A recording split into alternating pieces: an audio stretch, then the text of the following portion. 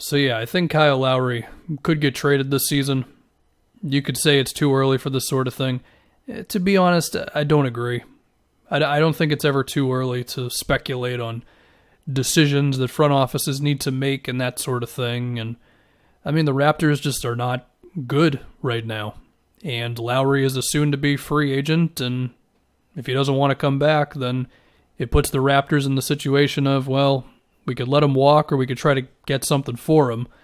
And you could say, well, given that he won the title in Toronto and because he's been there for so long, he just wants to stay no matter what. You could be right, but I don't think it's a certainty as of right now.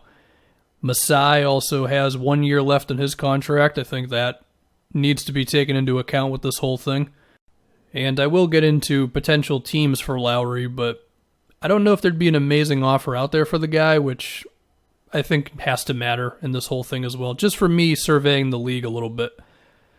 But the other thing about this too is, let's say Lowry did want to come back, but this team, as of right now, I mean, they're not good. I think they can climb into still being a playoff team in the East, but there's a chance they're just fighting for the 6th seed or something. And for the Raptors' sake, it's like, well, if you re-signed Lowry, you would be locking yourself into this team, because I assume to bring back Lowry, it would probably cost over $20 million a season, right?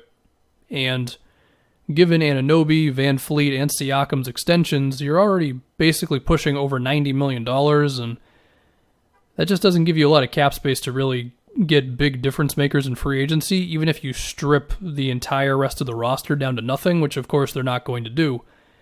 And I feel like it's kind of similar to the Gobert extension in a way, where it's like, in a perfect world, you're keeping the guy to be a pretty good team, and then hopefully you can build from there. But as of right now, the Raptors are not a pretty good team, so it's like, okay, well, if you were going to bring back Lowry, you'd have to hope that this roster could suddenly start winning games, then you're pretty good for a few years, and then, maybe you nail it on a couple draft picks, or maybe Bradley Beal's available. I mean, James Harden could be available. We'll have to see with that. Other star players, and then that's kind of how you go to that next level, while hoping that Lowry is still, good in his mid to late 30s. But again, for that to be a thing, this team needs to be good, and based on the first 5 games of the season, they're not good, and we'll have to see how that plays out. And when I combine that with the idea of Lowry again having all the power to just want to leave, that's why I believe this could be a trade. Like, for him to stay, the Raptors would need to be good enough to where he would be comfortable with staying, and they'd also have to be good enough to where this front office is like, yeah, we'll commit to this team. And as of right now, I just feel like both of those things are not certainties.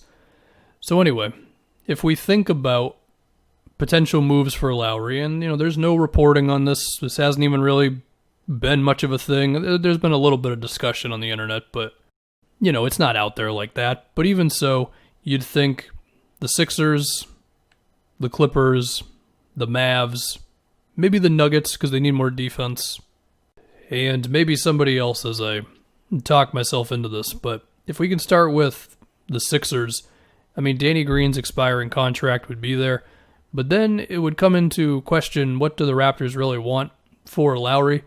Because if they want a young player that they can hope to build up, then it's like, well, the Sixers are not going to give them Tyrese Maxey.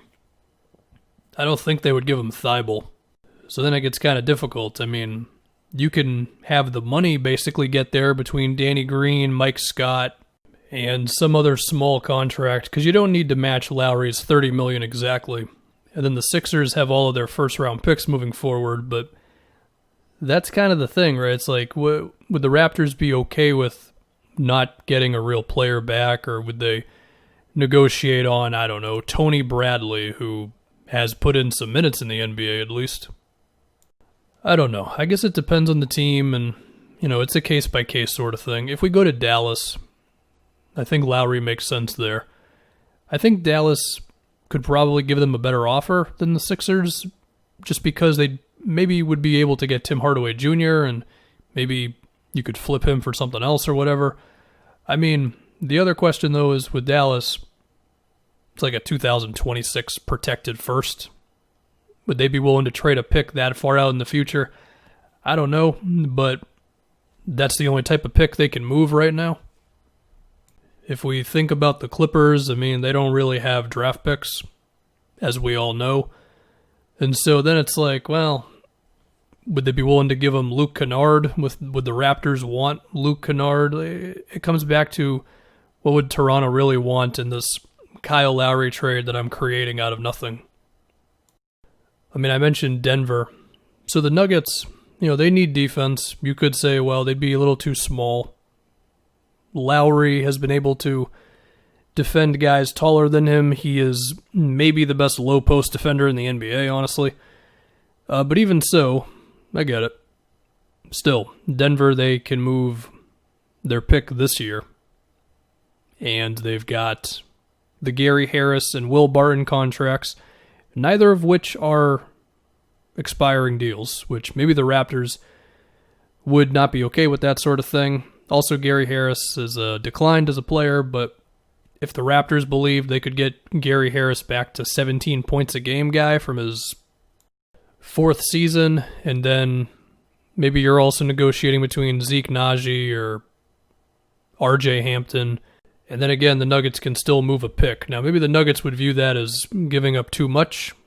We'd have to see. I mean, that's what negotiating is, but I think if Lowry really is available, I think Denver, they could have an offer, but again, it does come back to would the Raptors really want Gary Harris or Will Barton?